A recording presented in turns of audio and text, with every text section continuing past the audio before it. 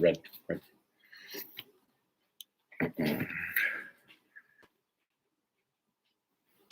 Hey, everybody. Hello, Internet. If you are watching this after the fact, go ahead and start the video in about 9 minutes, because as normal, we are starting the stream early. Otherwise, just hang out for the next 9 minutes, and we'll start the Bible study at 7. Fuzz or something. I have a piece of fuzz on me? Yeah, I had a piece of fuzz on me. Did you turn on the ceiling fan? Oh, I guess so.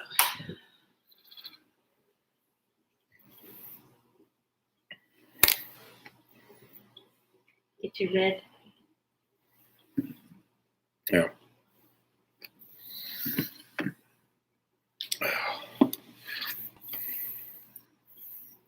My suspenders look black in the video now. Mm-hmm.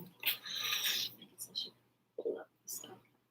But they're not, if the internet is wondering.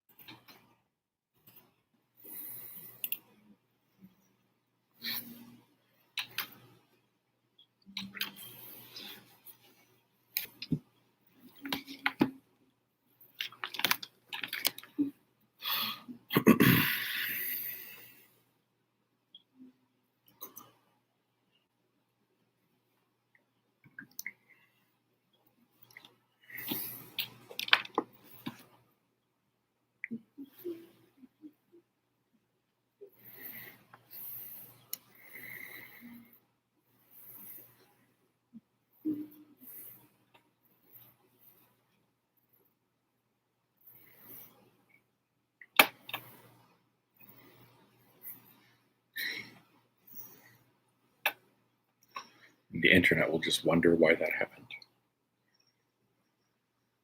If we were cool enough, we'd come up with like trivia or something. I know lots of trivial things. Not trivial, trivia.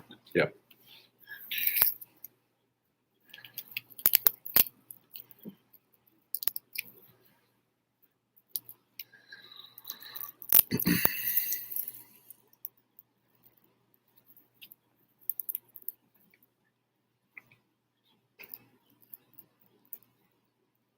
Can for water.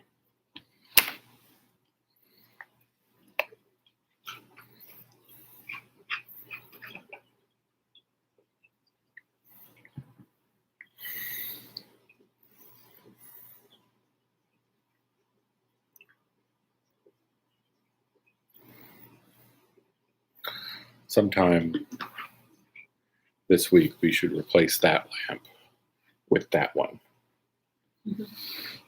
Because that one's falling apart.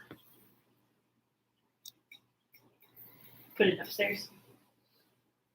I was thinking we would get rid of it because it's falling apart. I mean, it's still standing. It's still standing. Precariously. It's precariously standing. If you bump it, it breaks in half and falls over. I hate it. Or we could replace it. Also, you can't turn it up all the way because the dimmer switch isn't working correctly anymore.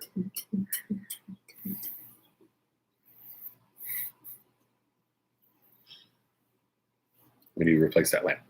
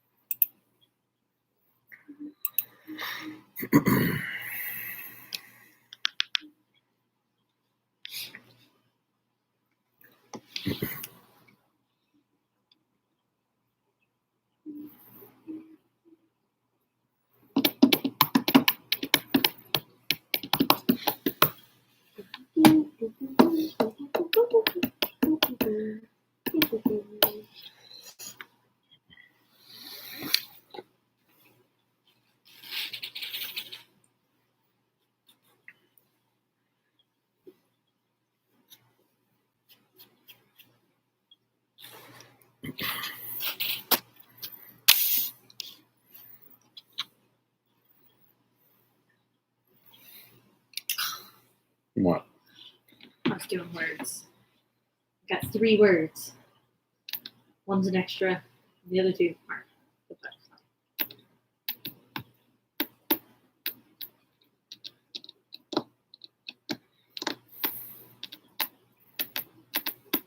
Yep. Hi, Mom. Okay, I'll deal with that later.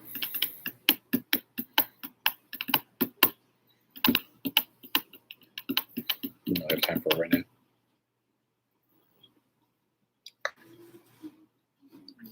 But there's always time for snacks.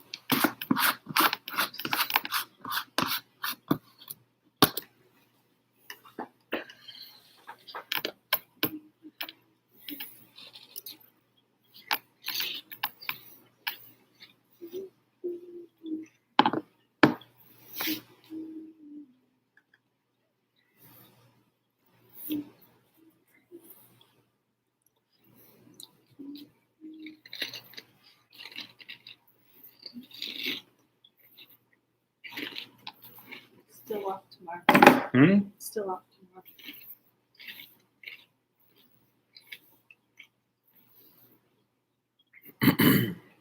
Which is probably fine, so my car can dry more. It should be ready to go now. Yeah, but I get really short.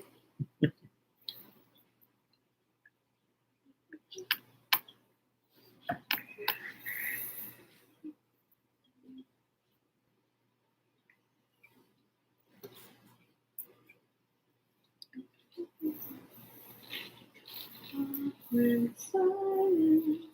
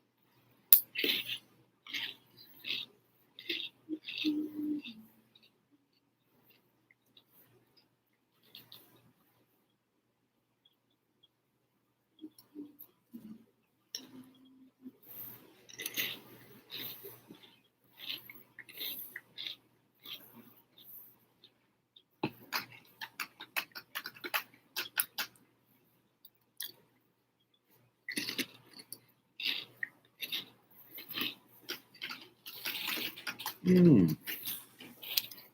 You dying, huh? Yep. Time to stop eating snacks. Okay. So today we're going to do Exodus 15 and 16.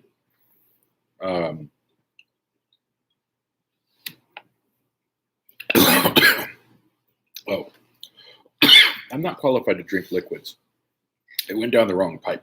Mm, not healthy. Mm-mm.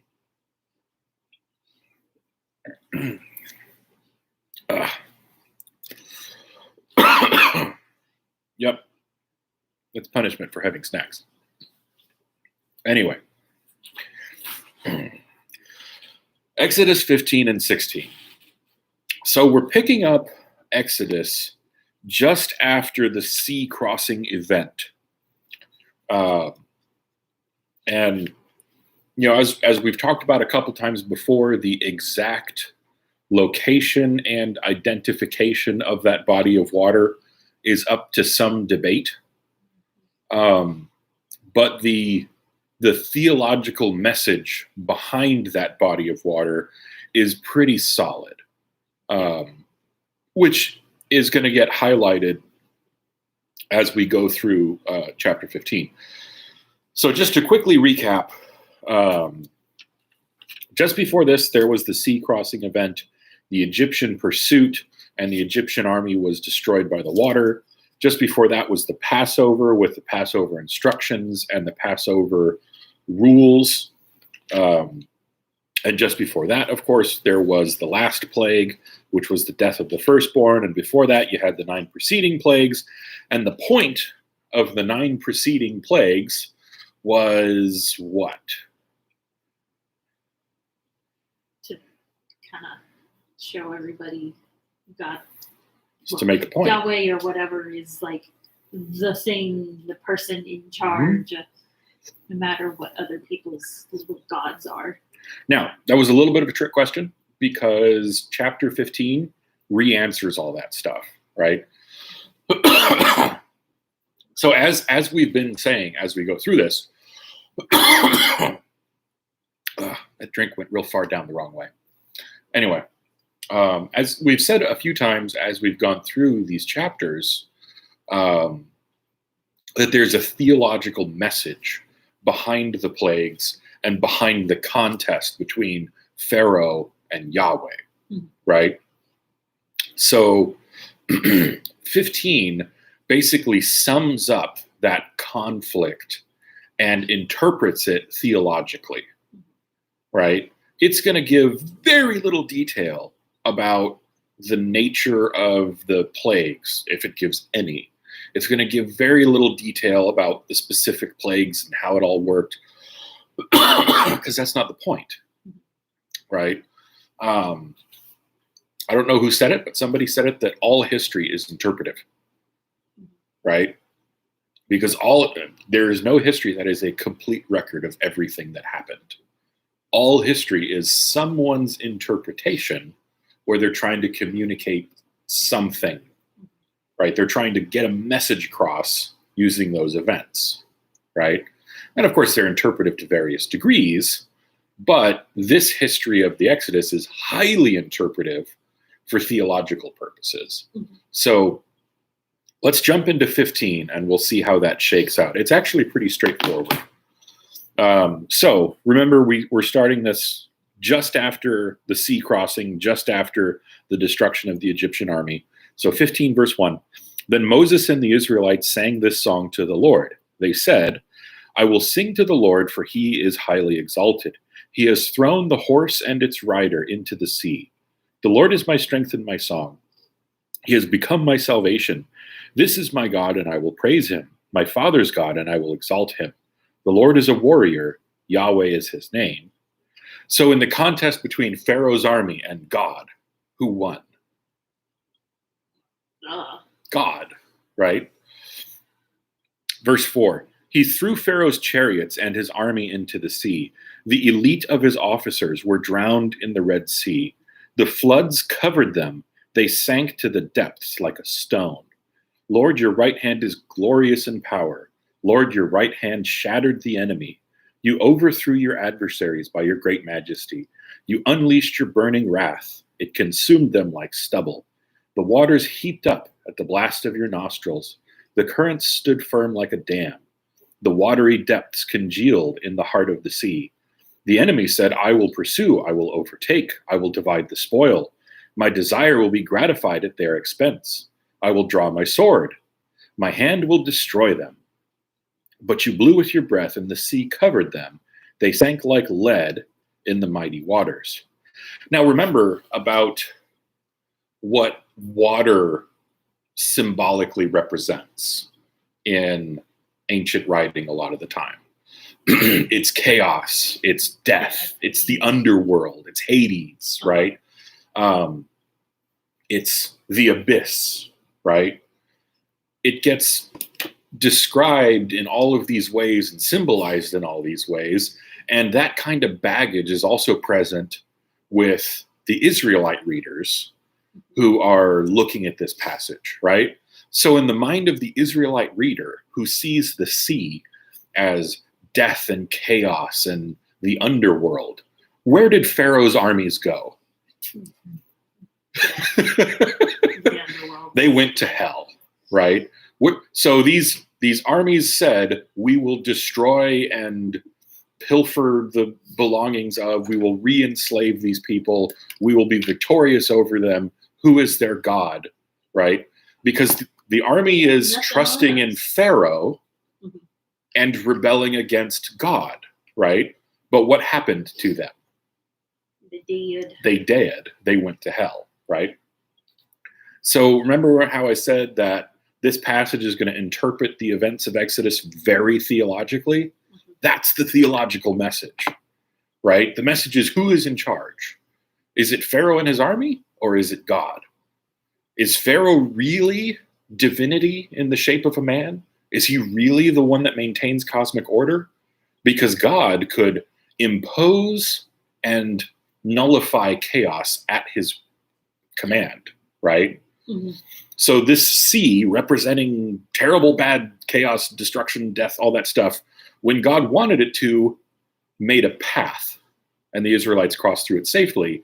And then when he didn't want it to anymore, it became a destructive force again, right? So is it God that can maintain or suspend order, or is it Pharaoh? Well, it's God, right? So let's continue on. Verse 11, Lord, who is like you among the gods? Who is like you, glorious in holiness, revered with praises, performing wonders? Now, remember how a few weeks ago, we talked about how a lot of the plagues were specifically targeted, right, at various Egyptian gods. So, like the plague of frogs. Well, the Egyptians had a god who was supposed to manage the life of frogs, right? Mm-hmm. Not too many of them, not too few of them. They had a deity who was supposed to be in charge of the Nile, right? It was Pharaoh who was supposed to be in charge of maintaining order. It was Ra who was supposed to be the sun, right? Mm-hmm. And all of these things, their function was suspended when God wanted it to be, right? So this question, who is like you among the gods, that's pointing at which of Egypt's gods could stand against Yahweh, right? Which of their gods is all-powerful? Which of them is transcendent? Which of them is the creator of everything? None of them, right? So it's not just saying, like, the passage isn't just saying Pharaoh's army can't stand up to God, but it's also saying Pharaoh can't stand up to God, and all the gods of Egypt can't stand up to God. In their house, he told them what to do, right? Yeah, them some fighting words, right? 12. You stretched out your right hand, and the earth swallowed them. You will lead the people you have redeemed with your faithful love. You will guide them to your holy dwelling with your strength. Now, that little phrase there, your holy dwelling, that's kind of the first little tidbit of some Edenic language that we get in this passage, right? Because where on earth did God dwell? Anywhere in Genesis. I don't know. Well, if anything, he could be said to dwell in Eden, right? That's where God put humankind so he could be with them, right? So once humans left that, they left the dwelling place of God, right? And it's been kind of an uphill struggle for them ever since. So the idea of leading your people that you have redeemed, guiding them to the holy dwelling, well, shoot, up to this point in the story, people have been dwelling apart from God. Because he would just, I guess it would be more of like he was visiting them. Exactly. Rather than dwelling. I think that's where I Exactly. was tripping up at. So, like, yeah, he met with Abraham and he met with Jacob, right? And he met with Moses, but he visited them, right? They didn't dwell together. Because it also mentioned about like making sure keeping the camp clean because he often. Right. Well, that's coming later. Say dwelled with them, but. Well, soon they're going to get the tabernacle, the structure, right? And that, but tabernacle means dwelling, right? That it's a dwelling place. So soon they're going to get that, right? But this is all pointing back at Eden, where they were supposed to dwell together. 14. When the peoples hear, they will shudder. Anguish will seize the inhabitants of Philistia. Then the chiefs of Edom will be terrified. Trembling will seize the leaders of Moab. The inhabitants of Canaan will panic, and terror and dread will fall on them.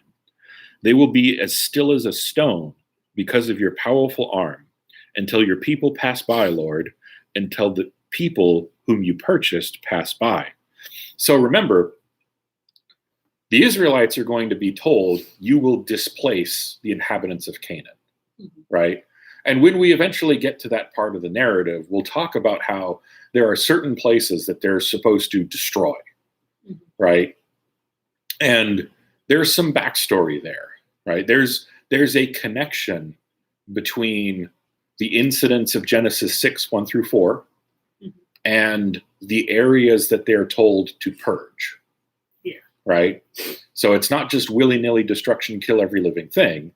There are very specific instructions that a careful reading of the text will show that those are related ideas. We're not going to really get into that right now.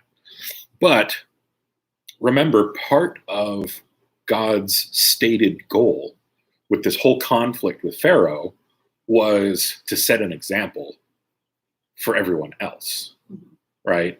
So Pharaoh is the leader of this empire that represents a world power at that time. Philistia and Canaan and Edom and Moab are not world powers at this time, right? So they would look at this and think, holy crap, God came in there and mopped the floor with Pharaoh and his magicians and their gods, right? And they're coming here? We have to do something. We have to get out, right?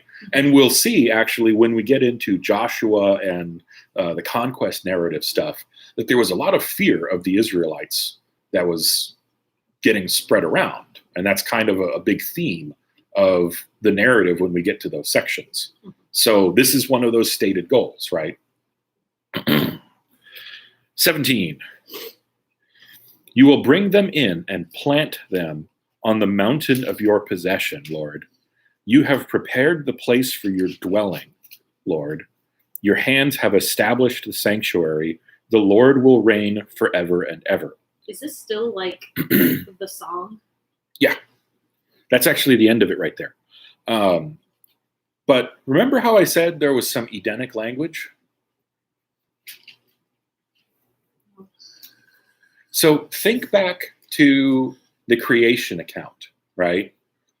The Spirit of the Lord is hovering over waters, and then land rises out from it like a mountain.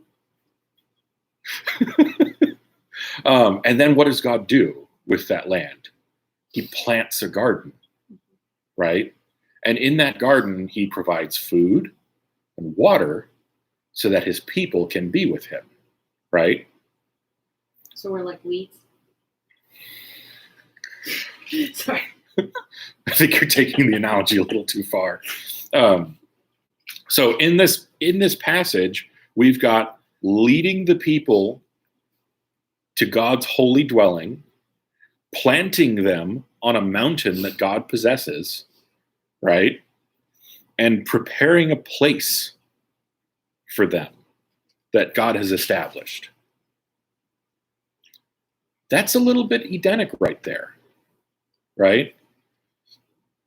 And I then don't really know what Edenic means. it means referring to Eden, Okay. referring to the garden, right? Referring to creation. So Yes, I do kind of remember what you said. now you get it, right? Okay, so think back about the Genesis story. That was God creating a place for people out of something that was empty and formless, right? Void. So he makes this place for people, makes it suitable for them, and establishes a relationship with them. And then it gets broke because they rebel, right? And things get real bad. And then the flood happens. And then the water comes back, right? He floods the earth with water and then reestablishes a place for them, right? That's when you get the, Noah and everything post-flood. So he reestablishes a place for this people that he chose to save, right? Recommissions them, fill the earth and multiply, right? Retakes care of them. And then it goes all sideways, right? And eventually they end up as slaves in Egypt. And then, where's the sea? They pass through it. And they come out into this place where God reestablishes his people, right? Resets everything. Hey, you're going off. You're going to fill this land. You're going to multiply. You're going to make it your own. You're going to spread. Here's our covenant, right? So you could see creation, and then later the flood, and then later the Exodus. You could see those as reset events with the flood and Exodus, right? Pointing back at creation. So you could see these as God resetting circumstances for his people. And the writers are using themes that point back at creation to make a point, which was God wanted you here, right? He made this for you. Because remember, the Israelites, they have passed out of Egypt into the wilderness where there's nothing but wind and ghosts and death as far as any of the Egyptians are concerned, right? There's nothing to eat. There's nothing to drink. There's no good places to live. There's just good places to die out there, right? It's still a pretty barren place even today. But that's where God led them, and that's where God's going to provide for them, right? And that's all pointing back to the original place that he established for them, cared for them, provided for them, in order to do what? What was the point of Eden? God and man could dwell together, right? And that's the point of his people. He's going to dwell with them. They're going to be his people. He's going to be their God. That's the goal of the relationship, to have a relationship, right? So you get that big cosmic reset button that God pushes again with the Exodus event. Okay, verse 19. When Pharaoh's horses with his chariots and horsemen went into the sea, the Lord brought the waters of the sea back over them. But the Israelites walked through the sea on dry ground. So this, to me, reads kind of like a sort of recap statement that maybe came from a later person, right? Because we just read that, and the song was just about that. So I kind of see that as maybe a later writer wanted to re-summarize that for some reason. And then we're going to get verse 20. Then Miriam, the prophetess, Aaron's sister, took a tambourine in her hand, and all the women followed her with their tambourines and danced. Miriam sang to them, "Sing to the Lord, for he is highly exalted. He has thrown the horse and its rider into the sea." So kind of a mini recap that quotes from the first part of this song, right? So maybe this is a way for like an editorial work in of her quotation of the song so that it has a place, right?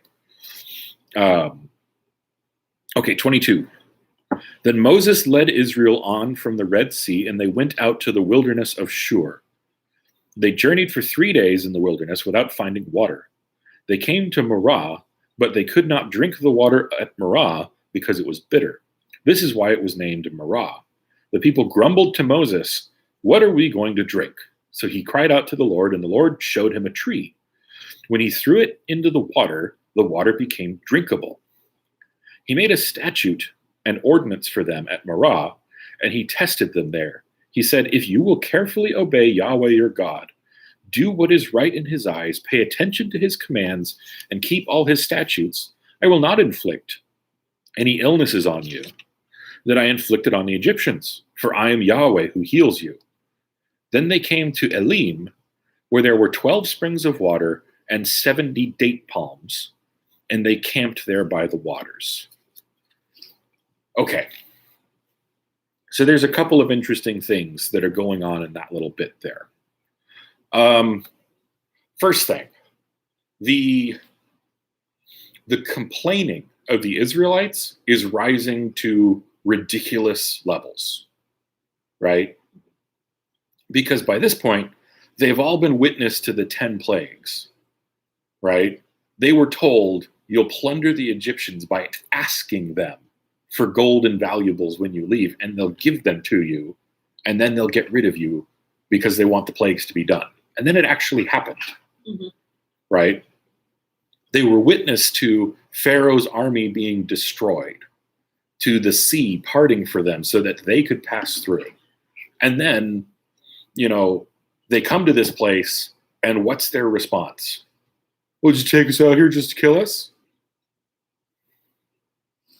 Could have let Pharaoh's army do that. Could have just left them in Egypt.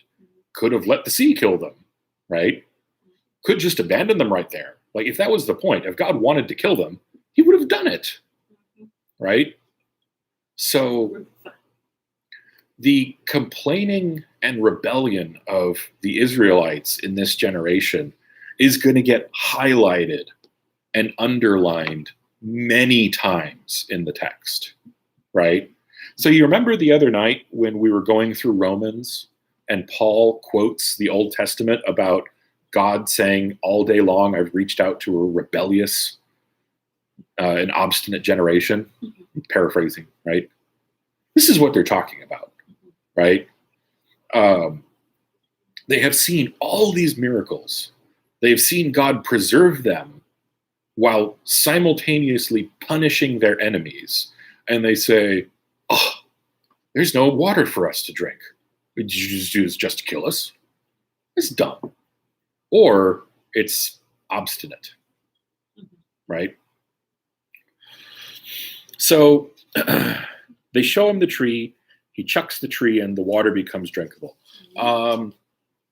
A lot of people want to try to find connections to the cross there. But my question then would be, why would Moses, or whoever you believe wrote this passage, put something in about the cross if the audience won't get it for hundreds upon hundreds of years, right? Because the critical version of dating this book says, well, they didn't actually write it until the 6th century. So even then, it's still like 500-600 years before Jesus. I mean, there's lots of things that point to the crucifixion without actually being it. There's lots of things that we can look back on them and say, okay, I see how that works prophetically. But in this case, that would be something that makes no sense otherwise, right? Well, it's a piece of wood. It's a tree, right? Mm-hmm. What can we think of that the Israelites have already encountered where a tree would fit in to their thinking? You could think of Eden. You could think of the trees that God tended to meet the patriarchs near that pointed back at Eden. You could think of Aaron's staff, right? A rod cut from a tree that later on we're going to see, well, it's already been used to do miraculous things, but later on we're going to see that it's the rod that, buds and life comes from it, right? I think those are probably more likely candidates for the reference to the tree. But it preaches well. You can make a great sermon about pointing at the cross here. And I don't think that's evil or, necessarily misguided. But I do think that it makes sense to think of how the Israelite reader would have seen that analogy, right? The other thing is they finally get water to drink, and it's at a place named Elim, which is a word for God. And there's how many springs of water? 12. How many tribes are there? Why are there 70 palms? Mm-hmm. So if you look back at the Table of Nations, there are 70 nations, right? And then if you look forward at Deuteronomy 32, it talks about how after the Tower of Babel, God divides up the nations according to the number of the sons of God, right? We've already seen the phrase sons of God in the Old Testament as a reference to God's divine servants, right? So the implication seems to be this place, Elim, named for God, represents a place where God's divine and human followers, both sides of his family, are together with him. Remember how I said there was going to be some Edenic language here? Okay. 16. The entire Israelite community departed from Elim and came to the wilderness of Sin, which is between Elim and Sinai, on the 15th day of the second month after they had left the land of Egypt.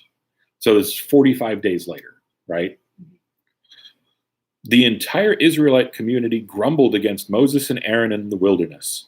The Israelites said to them, "If only we had died by the Lord's hand in the land of Egypt, when we sat by pots of meat and ate all the bread we wanted." Well, they were slaves. That didn't happen. "Instead, you brought us to this wilderness to make the whole assembly die of hunger." Wait a minute. What happened to the thing, like just in the last chapter, where God miraculously made water for them to drink, and you get these two highly symbolic numbers, 12 and 70, that just smack of Edenic language and divine providence and provision, right? Nope, they're going to abandon all of that and say, God wants to starve us to death.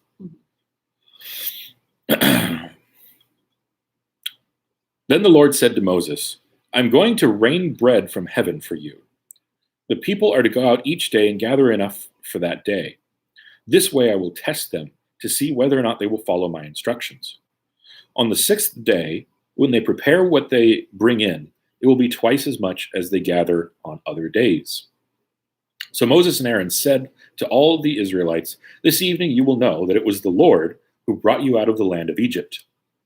In the morning you will see the Lord's glory, because he has heard your complaints about him. For who are we that you complain about us?" In other words, this isn't about us, right? The song was not about Moses and Aaron saving the Israelites. The song in chapter 15 was about God saving the Israelites. So why complain to Moses and Aaron? They didn't do it, right? They're just the conduit.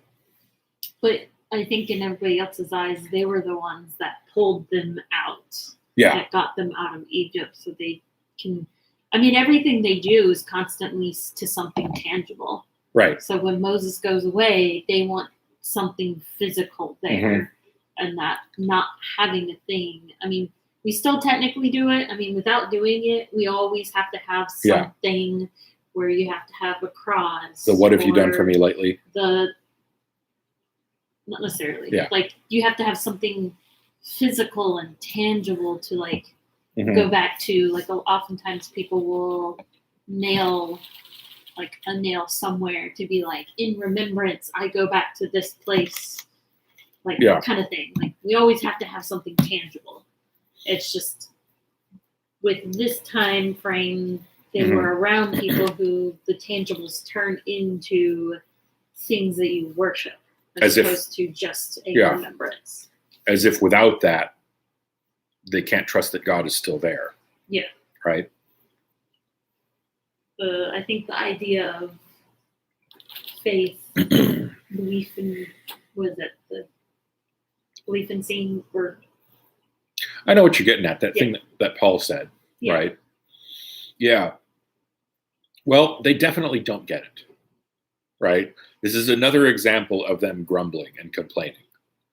So look at what the author is doing, right? He keeps juxtaposing miraculous provision with complaints and obstinacy. And then God forgives them and provides for them miraculously. And then they complain and rebel, right? That pattern goes on for quite some time. Okay, verse 8.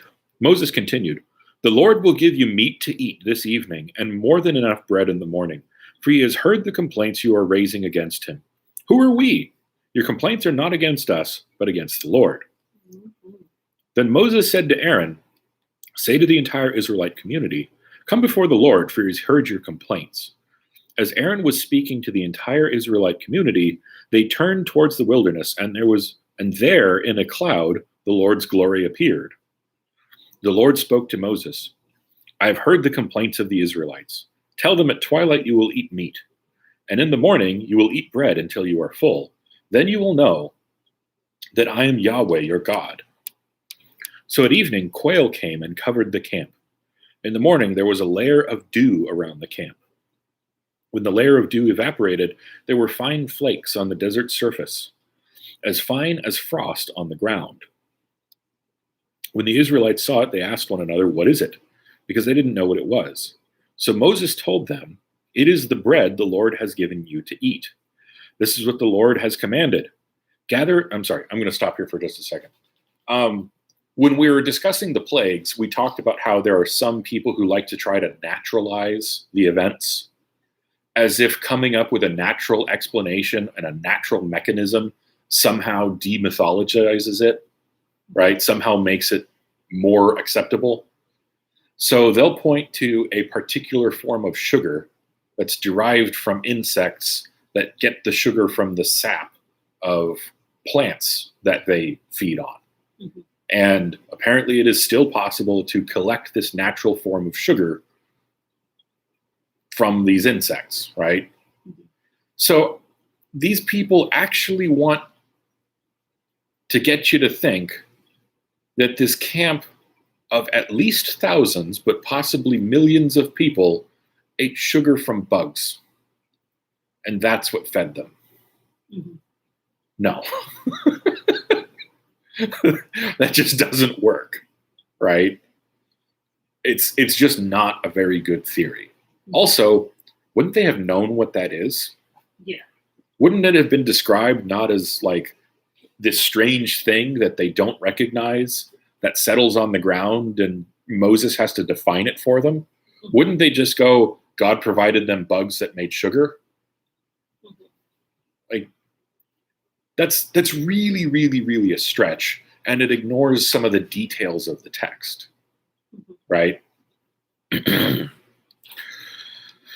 All right, how far did I get? About 16. 16. I'll start at 16. This is what the Lord has commanded. Gather as much of it as each person needs to eat.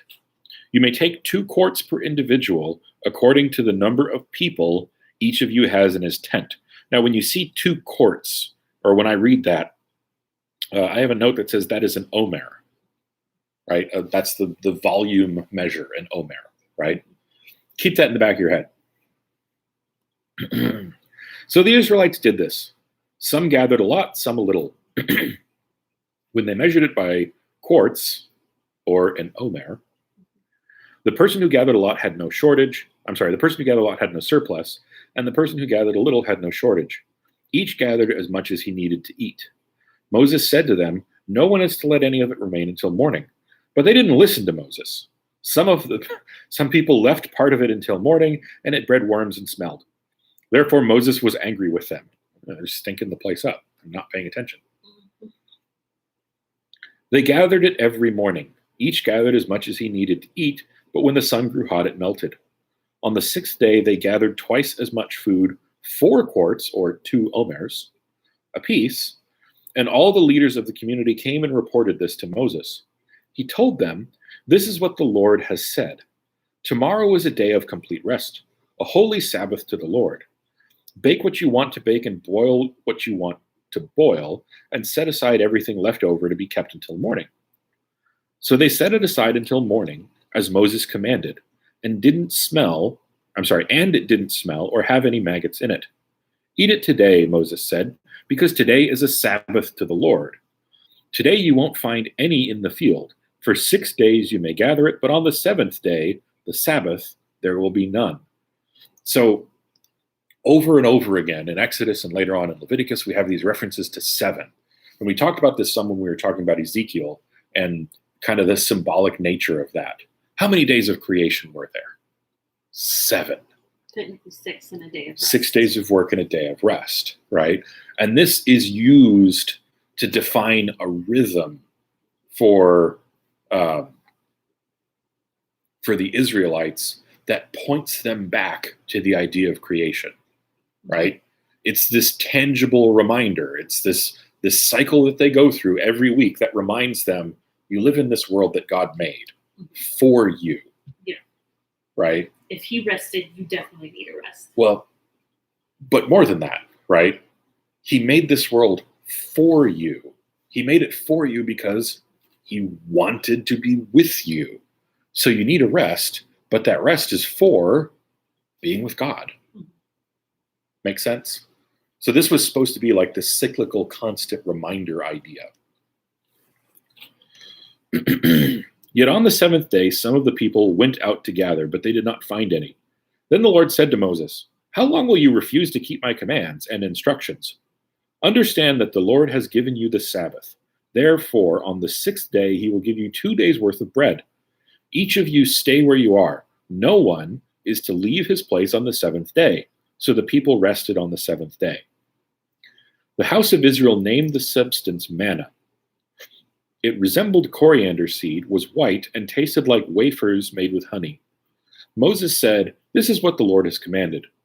2 quarts of it, or 1 omer, are to be preserved throughout your generations, so that they may see the bread I fed you in the wilderness when I brought you out of the land of Egypt."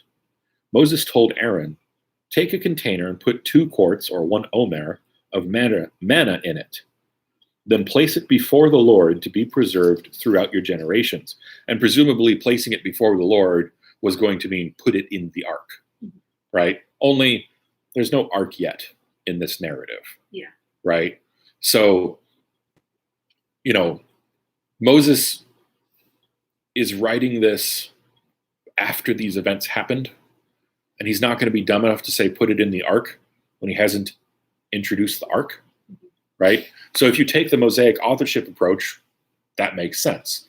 If you take the Exodus was compiled, right, whether you believe in a Mosaic core or whether you believe it was all from somebody else, then you look at that and go, well, yeah, why would they talk about the ark there if they haven't been commanded to make the ark yet?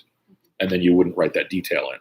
But that's the idea, is it's preserved in the ark, right? Why? Because it's a sign of the fact that God provided for them. And remember that we keep juxtaposing the rebelliousness and complaining nature of the Israelites with God's willingness to keep forgiving them, right?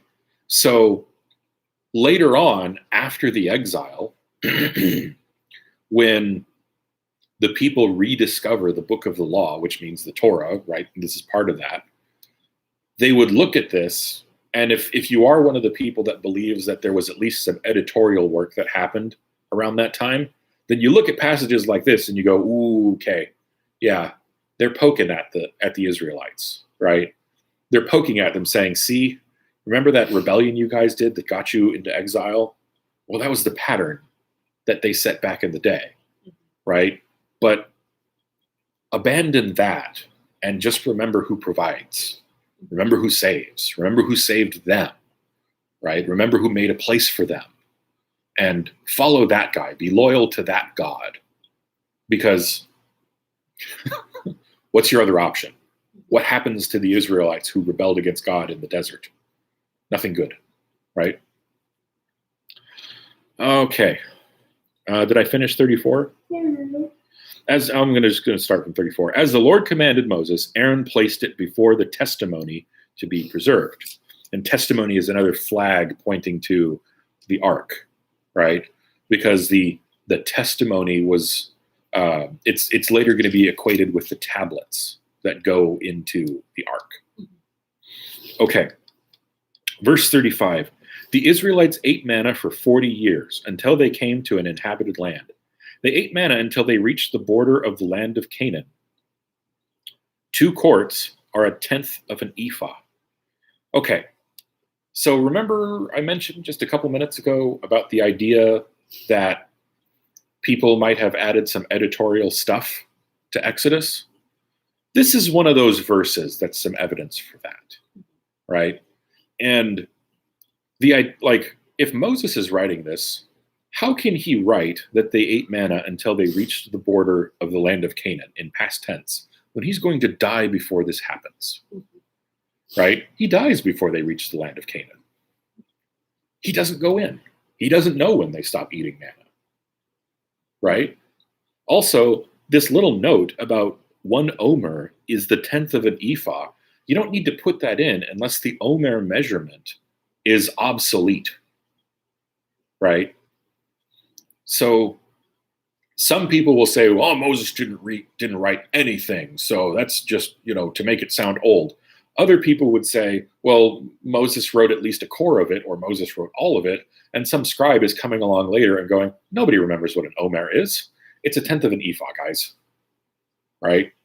So they would... There's no Google. So editorial statements like that have some explanatory function to say, like, hey, this unit of measure that you guys don't use anymore, it means this. Nobody at the time thought of that as anything to be avoided, right? Like, why wouldn't you make the text easier to understand, right? Especially if this idea of an omer might be a sticking point because people don't understand what it is. It's perfectly acceptable. Anyway, so that's where we're at today. And to sum this up, we start from the song, and the song of chapter 15 sort of re-encompasses the whole point of the standoff between God and Pharaoh, with Moses being the intermediary between God and Pharaoh, right? It establishes why that happened and what the results were. God was proven to be God. And at some point, don't they mention about teaching the kids that song so that they can remember it through the generations? I'm not sure where that's mentioned. We haven't come to it yet. Maybe we will. I don't know when. The next thing is that song ends with some Edenic language, right? Mm-hmm. The idea of God planting his people like a garden on the mountain that he possesses, right? So he can be with them like Eden. And then you get this very, very strongly Edenic idea of the place named Elim, where there were 12 springs and 70 date palms, right? Springs, water, date palms, food, fruit, right? That's how the Garden of Eden is described. And those numbers have heavy, heavy baggage associating them with God's earthly and divine family, together with him at the place where he put them. It's a very Edenic idea, right? And then you move on to God providing food and water for people, right? So we talked about how the Exodus event was kind of like a cosmic recreation, reset sort of thing, mm-hmm. in a similar way that the flood could be viewed, right? And kind of this nagging thing in the background is, despite the reset, despite the glorious demonstration of grace and power and provision, the people complain. Despite these simple instructions, gather as much as you need for the day, because there's going to be more tomorrow. And on the 6th day, gather twice as much because you don't need to go out the next day. They don't obey, right? Mm-hmm. So you can see how there's a lot of tension getting set up between God, who keeps saving these people's bacon and providing for them and feeding them and watering them and taking care of them, right? Moving them into the promised land. So just as a little side note, like these people have all of the things that God promises them happening right in front of their faces. Mhm. And they still rebel, right? Sometimes we think that if only God would do what we wanted when we wanted, right, that we would be better believers. They weren't. We're not really necessarily any different, are we? Anyway, in spite of all the obstinacy, God continues to take care of them, right? But that tension is there, and eventually it's going to come to a head, and we're going to see that later on, that some of the people, God will have had enough of them rejecting him. But God will still have a faithful remnant. Why does that matter? Hey, we covered that in Romans, didn't we? Right? So this pattern of there will be some of God's elect people that reject him. However, God will maintain a faithful remnant. That idea also gets carried through the rest of the Bible. Make sense? Kind of? Okay. Let's go ahead and stop here. And we'll pray real quick. Father, thank you for your miraculous provision. We ask that you would help us to avoid being the people who complain and who are obstinate. Help us to remember your provision and remember the way that you take care of us, so that when we find ourselves in uncomfortable places, that we'll trust in you and have hope that you'll continue to do what you promised to do, rather than being the people that complain and make things difficult. In Jesus' name, amen. All right. That is all for me today. So I'm going to end the stream here, and I'll see you all on Sunday. Bye. Bye. Good night.